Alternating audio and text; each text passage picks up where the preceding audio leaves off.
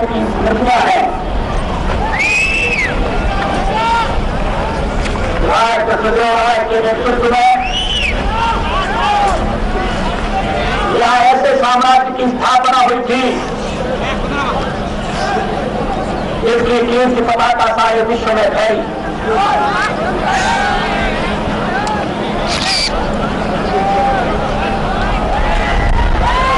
कृष्णदेवराय ने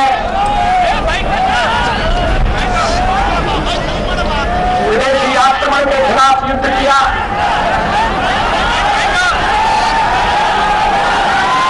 विदेशी शासन के विरुद्ध आवाज उठाई।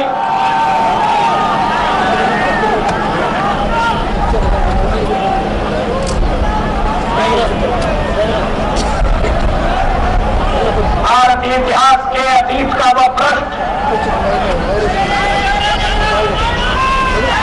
हमेशा हमें प्रेरणा देता रहेगा।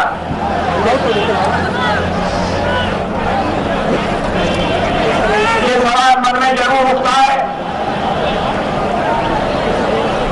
कि जहां ऐसा महान और गौरवशाली साम्राज्य था, वहां का क्षेत्र आज आर्थिक दृष्टि से अविकसित क्यों है, पिछड़ा हुआ क्यों है?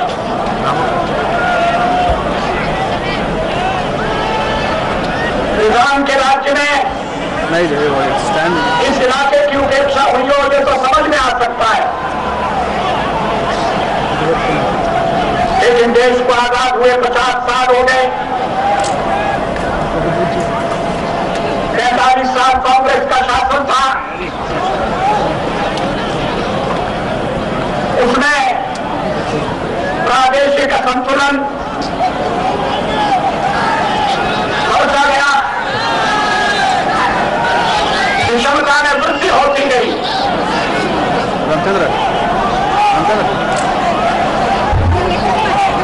इस दृष्टि से नियोजन में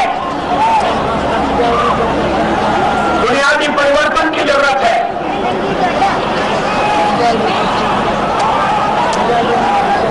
कांग्रेस के उम्मीदवार यहां से प्रारंभ से सुनकर जाते रहे।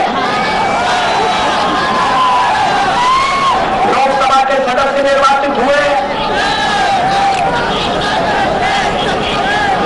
लेकिन इस क्षेत्र का विकास क्यों नहीं हुआ, ये आज प्रश्न सबके मन में उठना चाहिए।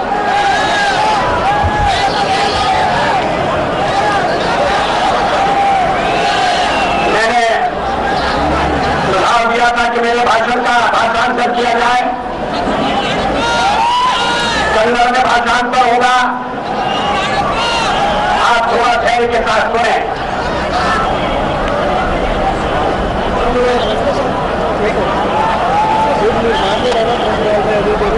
बंधुओं, मैं आपसे निवेदन कर रहा था कि विकास के दौर में यह क्षेत्र पिछड़ा क्यों रह गया है। कांग्रेस पार्टी 40 साल तक या शासन 45 साल तक करती रही, लेकिन जनता की समस्याएं हल क्यों नहीं हुई? ಇದಕ್ಕೆ ಕಾರಣ ಯಾರು? ಇದು ಫಸ್ಟ್ ಸ್ವಾಭಾವಿಕವಾಗಿ ಉದ್ಭವ ಆಗ್ತದೆ।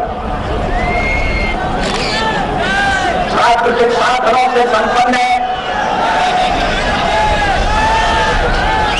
इस क्षेत्र में भी खनिज संपदा है। लोग परिश्रमी है, लेकिन फिर भी देश के अनेक भाग पिछड़े हुए हैं, जिनमें कर्नाटक का ये भाग भी आता है।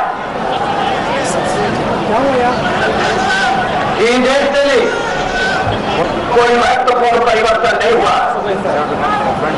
ಈ ಭಾಗದಲ್ಲಿ ಪ್ರಾಕೃತಿಕವಾಗಿರ್ತಕ್ಕಂಥ ಎಲ್ಲ ರೀತಿಯ ಸಂಪತ್ತು ಇದೆ।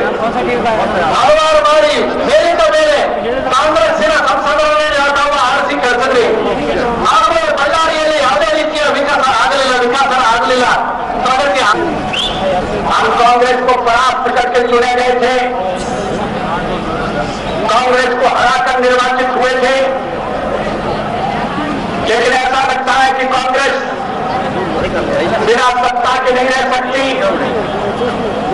कांग्रेस पराजय को पराजय मानने के लिए तैयार नहीं होती और वो पराजित होने के बाद भी और जिस सरकार को वो समर्थन देती है उस सरकार को भी गिराने में संकोच नहीं करती। केवल हम लोग पिछले 3 साल से देश में 3 बार लोकसभा के चुनाव हो रहे हैं। हर साल लोकसभा का चुनाव हो रहा है। ये व्यय साध्य है, इसमें खर्चा होता है। सरकारी खर्चे के अलावा राजनीतिक दल अपना खर्चा करते हैं। इस चुनाव के लिए कौन जिम्मेदार है? आप ये सवाल पूछिए। भ्रष्टाचार के कारण, आपसी कलह के कारण, जनता से संपर्क टूट जाने के कारण कांग्रेस एक के बाद एक प्रदेश में सत्ता खोती गई। बाद में वो केंद्र में भी उसके हाथ से सत्ता निकल गई, लेकिन उसने इस स्थिति को स्वीकार नहीं किया। अपने समर्थन से देवेगौड़ा की सरकार बनाई, उसको गिराया। फिर गुजरात को प्रधानमंत्री बनाया, उनको गिराया। हम कांग्रेस के समर्थन से नहीं बने थे, हम तो कांग्रेस का विरोध करके बने थे और इसलिए हम इतने महीने काम कर सके।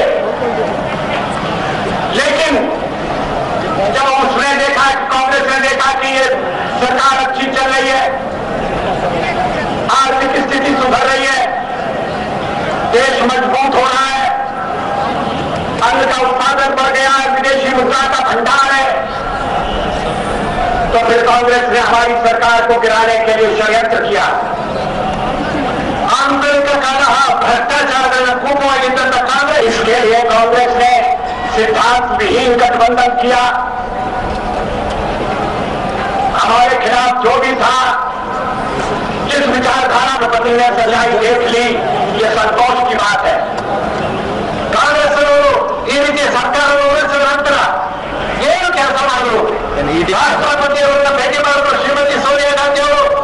ನನಗೆ ಇಷ್ಟು ಜನ ಬೆಂಬಲ ಇದೆ ಅಂತಕ್ಕಂಥ ಒಂದು ಸುಳ್ಳು ಪತ್ರವನ್ನು ಕೊಟ್ಟು ಈ ದೇಶದ ರಾಷ್ಟ್ರಪತಿಗಳಿಗೆ ಮೋಸ ಮಾಡತಕ್ಕಂಥ ಒಂದು ಕ್ರಿಯೆಯನ್ನು ನಡೆಸುವಂತ ಪ್ರಯತ್ನ ನಡೆಸಿದ್ರು. लोकसभा ने 1 वोट से हार गए, 1 वोट से हमारी पराजय होगी। वो 1 वोट भी उड़ीसा के मुख्यमंत्री का था, कांग्रेस के मुख्यमंत्री का था। उस दिन मैंने कहा था लोकसभा में भाषण करते हुए कि हम फैसले के सामने सर झुकाते हैं, हम अपना इस्तीफा दे रहे हैं, लेकिन हम लोकसभा से अपना मुकदमा भारत की जनसभा में ले जाएंगे, 100 करोड़ देश की जनता के सामने ले जाएंगे, जनता की अदालत में ले जाएंगे और बताएंगे कि हमारे साथ किस तरह से अन्याय हुआ है, किस तरह से पदरोलता के कारण देश को अस्थिर कर दिया गया है। हमने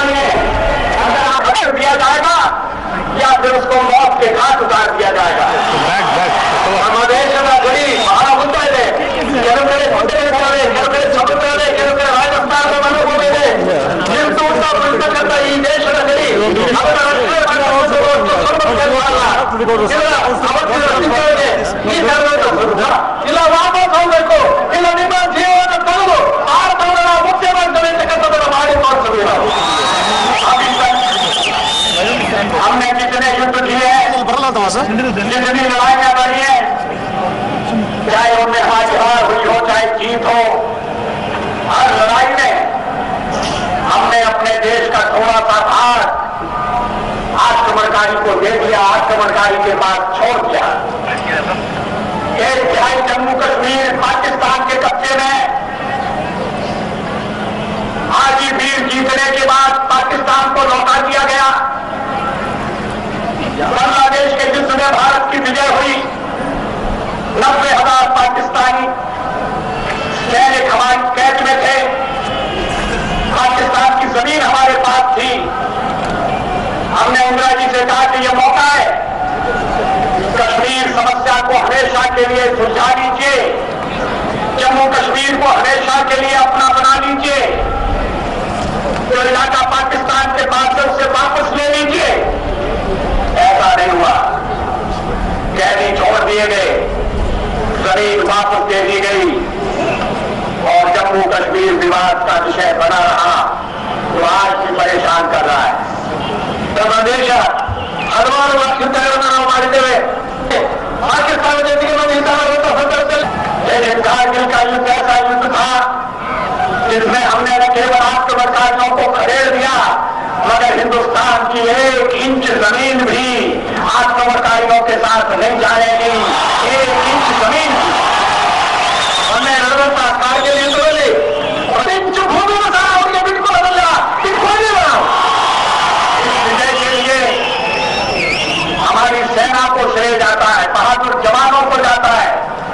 15,000 17,000 फुट की ऊंचाइयों पर खड़े हुए दुश्मन को उन्होंने जमीन से ऊपर पहुंचकर हटाया, गिराया, मार भगाया।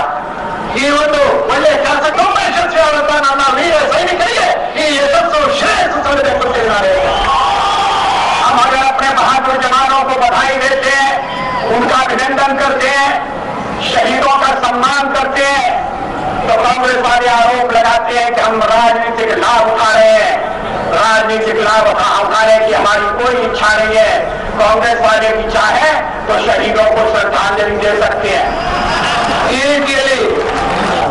हमें मित्रों को न तो हमारी लाहौर यात्रा पसंद आई थी, जहां हम शांति का अमन का पैगाम लेकर गए थे, और न उन्हें कारगिल का युद्ध पसंद आया, न उन्हें शांति पसंद है, न वो युद्ध चाहते हैं, वो केवल कुर्सी चाहते हैं, केवल सत्ता चाहते हैं। सभी पड़ोसी देशों के साथ अच्छे संबंध रखने की हामी है, और 13 महीने में हमारी सरकार ने सभी पड़ोसियों के साथ अपने संबंध सुधारे। अंतर्राष्ट्रीय साख हमारी बड़ी है। युद्ध में हमने जिस संयम का परिचय दिया उसकी दुनिया ने कद्र की है। लाहौर जाकर हमने ये बता दिया कि हम शांति के लिए प्रयत्न करने को तैयार हैं, लेकिन हमने ये भी बता दिया कि अगर शांति के हमारे प्रयास सफल नहीं होंगे और हमारे ऊपर युद्ध थोपा जाएगा तो हम आक्रमणकारी को अपनी भूमि से खदेड़ना भी जानते हैं, उसे परास्त करना जानते हैं। अब लोकसभा के चुनाव हो रहे हैं, इसके साथ कर्नाटक में विधानसभा के भी चुनाव हो रहे हैं। आपने अभी आंध्र के मुख्यमंत्री को सुना, कर्नाटक में भारतीय जनता पार्टी लोक शक्ति जनता दल मिलकर चुनाव लड़ रहे हैं। हम चाहते हैं कि ये गठबंधन सफल हो। हम चाहते हैं कि चुनाव में कर्नाटक की जनता हमें सेवा करने का मौका दे।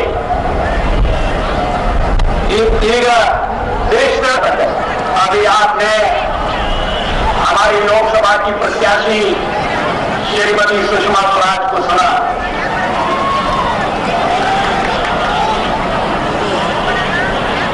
कन्नड़ भाषा पर उनका अधिकार देखकर मैं आश्चर्यचकित रह गया।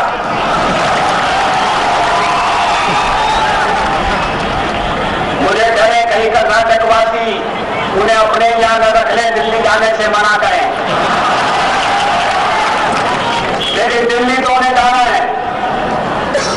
चुनाव जीतने के बाद जाना है, लोकसभा के सदस्य के रूप में जाना है। क्लियर?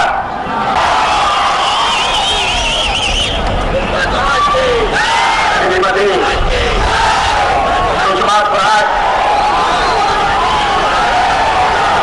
लोकसभा का चुनाव लड़ना नहीं चाहती। उन्होंने चुनाव लड़ने से मना किया था। उन्होंने कहा था कि मैं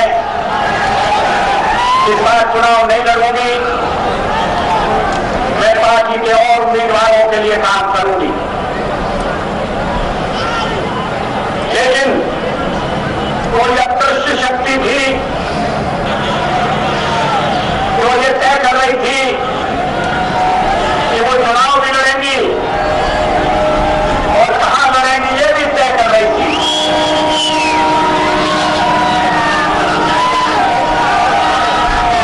श्रीमती सुषमा स्वराज रेल लाइन से लड़े और यहां से विजय प्राप्त करें, इसके पीछे कोई अदृश्य हाथ दिखाई देता है, इसके पीछे कोई दैवी शक्ति दिखाई देती है। और इसलिए आज वो आपके बीच में हमारी प्रत्याशी के रूप में उपस्थित है। श्रीमती सुषमा स्वराज नमಗೆಲ್ಲ ಹೇಳಿದ್ರು ಈ ಬಾರಿಯ ಚುನಾವಣೆ श्रीमती सोनिया गांधी कहीं से भी चुनाव लड़े, किसी को आपत्ति नहीं हो सकती, किसी को ऐतराज नहीं हो सकता। लेकिन रेलगाड़ी आने के लिए उन्हें चोरी छिपे आने की जरूरत नहीं थी। ये स्वतंत्र देश है, लोकतंत्रवादी देश है, जहां रात के अंधेरे में काम नहीं होना चाहिए।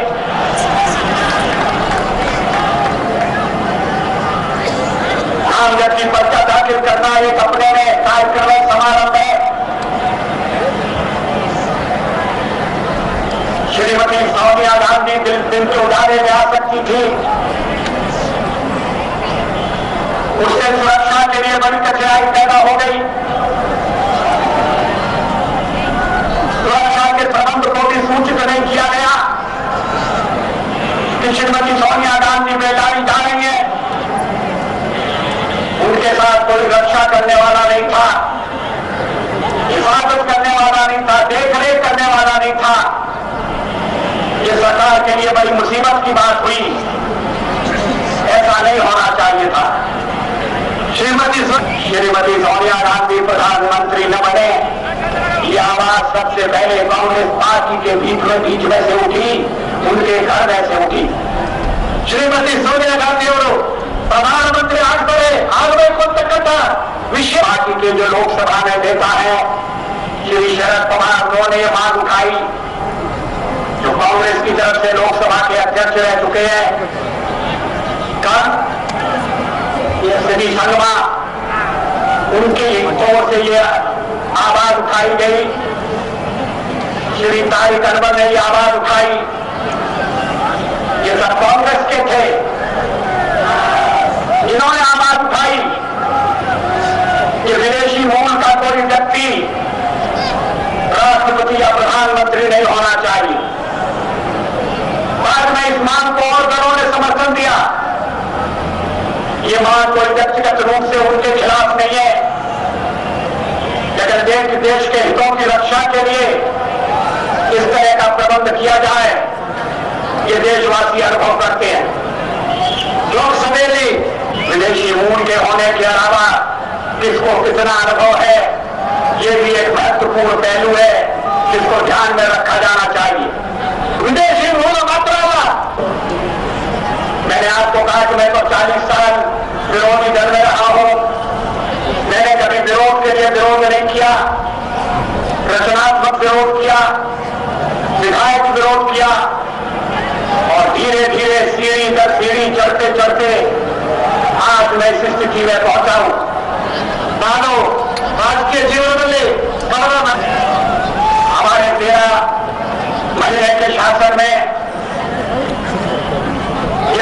चेतावनियां की गई थी कि हम सरकार में आएंगे तो उपद्रव हो जाएंगे, दंगे होंगे, कोई दंगा नहीं हुआ, कोई सांप्रदायिक उपद्रव नहीं हुआ। लड़ाई के दौरान भी सारे देश में शांति रही, भाईचारे का वातावरण रहा। अद्भुत घटनाएं चिंता का विषय है, उन्हें सख्ती से रोकने की आवश्यकता है। आजादी के 50 साल बाद भी हम सामाजिक न्याय नहीं ला सके, इसका हमें अफसोस है। मगर अगर दोबारा हमें सेवा करने का मौका मिलेगा तो हम इस दिशा में प्रगति करके दिखाएंगे। ये आपको विश्वास दिलाना चाहते हैं। ये देश सर्वधर्म समभाव में विश्वास करता है। यहां जगत गुरु विश्वेश्वरैया जैसे महापुरुष हुए जिन्होंने समता का संदेश दिया, जिन्होंने एकता का पाठ पढ़ाया। भारत में एक धर्म मानने वाले सब धर्मों का विकास हो, सब धर्मावलंबी सुरक्षित रहे, सुखी रहे। ये हमारी संस्कृति है, ये हमारी परंपरा है। हमारी सरकार ने 13 महीने में इस बात की ओर पूरा ध्यान दिया है। हम चाहते हैं कि महिलाओं को और अधिक शक्ति संपन्न किया जाए, उन्हें सत्ता में भागीदार बनाया जाए। हम चाहते थे कि लोकसभा में ऐसा विधेयक पास हो जिसके अंतर्गत विधानसभा में और लोकसभा में महिलाओं के लिए स्थान रिजर्व किए जा सके, सीट सुरक्षित की जा सके। लेकिन कुछ पार्टियों के विरोध के कारण ऐसा नहीं हो सका। हमने अपने घोषणा पत्र में इस बात को फिर से दोहराया है और हम आपको आश्वासन देना चाहते हैं, अगर केंद्र में हमारी सरकार बनी और बनेगी ऐसा निश्चित दिखाई देता है तो फिर हम विधेयक लाकर 33% सीटें लोकसभा में और विधानसभा में महिलाओं के लिए, अपनी बहनों के लिए सुरक्षित रखेंगे। अब मैं अपना भाषण समाप्ति की ओर ले जाना चाहता हूं। पहले श्रीमती सुषमा स्वराज जी अवरंग जेएलसी, पहले नारेंद्र ओराजी समृद्ध, सुखमय, शांतिमय मधु, समते ममते, सामाजिक न्याय देने सुबह भारत बंधु